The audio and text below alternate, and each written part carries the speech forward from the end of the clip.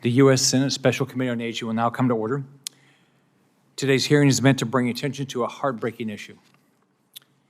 People spend years planning, working, and dreaming of an enriching and fulfilling retirement. Never does that dream include possible abuse or neglect of a friend, loved one, or themselves.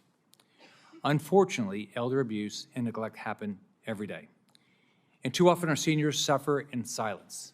A recent study from AARP shows that only 1 in 14 cases, 1 in 14, of elder abuse are reported.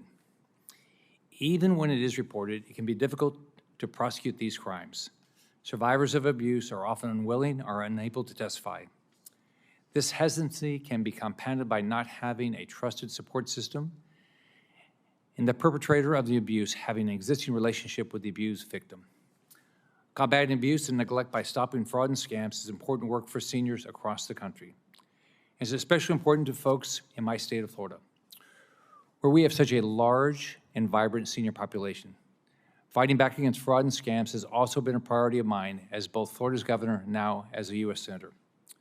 One of the first bills I fought to make law after I was elected to the Senate in 2018 was the Telephone Robocall Abuse Criminal Enforcement and Deterrence, long word, TRACE Act, to combat abusive robocalls. The TRACE Act gives regulators more time to find scammers, increases civil forfeiture penalties for those who are caught, promotes call authentication and blocking adoption, technology that prevents these calls from reaching consumers in the first place, and brings relevant federal agencies and state attorneys general together to address hurdles to criminal prosecution of robocallers who intentionally flout laws. Put simply, the TRACE Act protects Americans, especially our seniors, from abusive robocalls.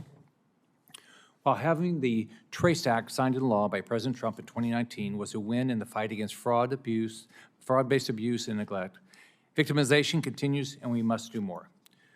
We need an all-hands-on-deck approach at the local, state, and federal levels to protect our seniors. We need to ensure continued support for programs that help train those who interact with our seniors on how to identify signs of physical, mental, and financial abuse of elders, and provide services for those who are victims of such horrific treatment. We also need to build out and support programs that stop elder abuse and neglect before it happens, especially on a state and local level. This includes adult day services, transportation services, and meal delivery programs. These programs serve a dual purpose as they help build the necessary trust to create a safe environment for reporting abuse when and if it occurs. Many of these essential programs that work on identifying and preventing elder abuse and neglect are overseen and authorized by the Older Americans Act. For 60 years, the Older Americans Act, known as the OAA, has helped countless seniors through social connection and life-affirming support programs. Over 10 million older Americans are helped by programs covered by the OAA. I'm proud to work with Ranking Member Gillibrand and Health, Education, Labor, and Pensions Chairman Bill Cassidy and Ranking Member Bernie Sanders to lead the fight for the reauthorization of this important piece of legislation, which is a critical tool in our arsenal to fight against abuse and neglect of our elderly population. The OAA supports family caregiving services, the National Center on Elder Abuse, and provides vital legal assistance programs that connect vulnerable seniors with the resources that they need. Also helps support local and home meal delivery services, which not only provide much-needed nutritional services, but also serve as a critical touch point for seniors. Interactions like those had with an in-home meal delivery services provider are sometimes the only contact a senior may have with someone who can recognize signs of abuse or neglect. It also builds trust and a sense of connection that may otherwise not exist. Thankfully, we are working with the Trump administration who understand the value of these programs. Health and Human Services Secretary Robert F. Kennedy Jr. recently made a point to highlight how important these in-home meal services are by being the first sitting HHS Secretary to visit and deliver meals himself.